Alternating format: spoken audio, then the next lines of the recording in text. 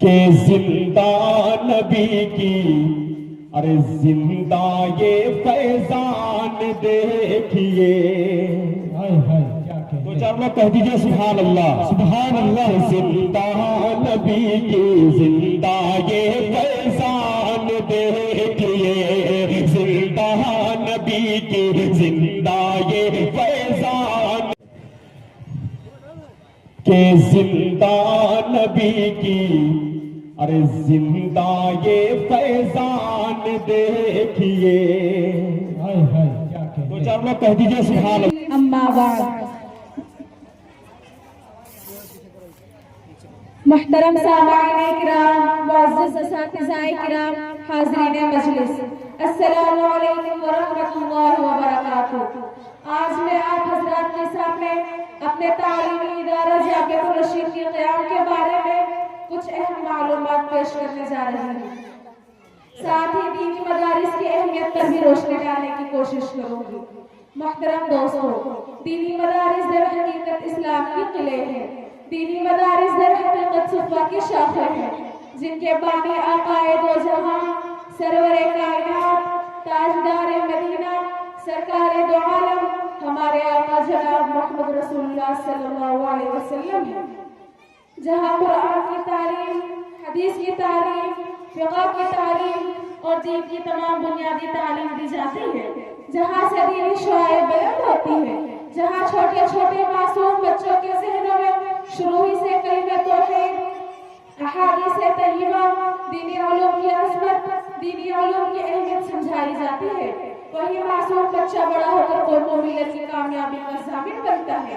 یہ بچہ جو آج مدرسے سے تعلیم حاصل کر کے، قرآن پاک پڑھ کے، مدرسے کا نام روشن کر کے، قرآن پاک حفظ کر کے اپنے والدین کی نجات کا ذریعہ بنے گا. اپنے خاندان کے 10 ایسے لوگوں کو جو جہنم کے مستحق ہو چکے ہوں گے، ان کے لیے یہی بچہ جو آج مدرسے سے تعلیم حاصل کر کے حافظ بنا ہے، شفاعت کر کے ان کو جنت تک پہنچائے گا. میری بہنوں، میں خصوصی طور پر آپ سے گزارش کرتی ہوں، مجھے بہت افسوس ہوتا ہے جب آپ اپنے بچے کو مدرسہ چھوڑا اسکول بھیجتے ہیں تاکہ آپ کا بچہ ڈاکٹر بنے، آپ کا بچہ کلکٹر بنے، آپ کا بچہ افسر بنے، پولیس بنے. اور نہ جانے آپ کے دلوں میں دنیا بھر کی کیا کیا ارمان ہوں گے.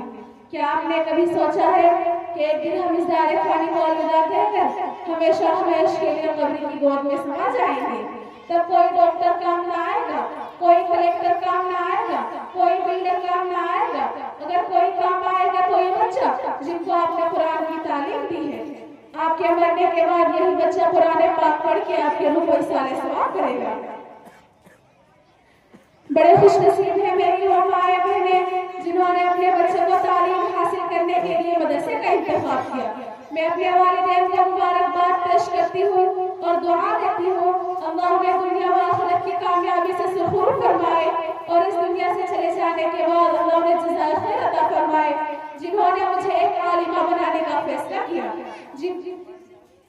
جنہوں نے میرے لیے جامعۃ الرشید جیسے دینی و مخلص ادارہ کا انتخاب کیا، جہاں میرے ساتھ تعلیم حاصل کرنے والی میری بہت سی سہیلیاں نہ جانے کہاں کہاں اس گردش دوران میں پھنس کر رہ گئی.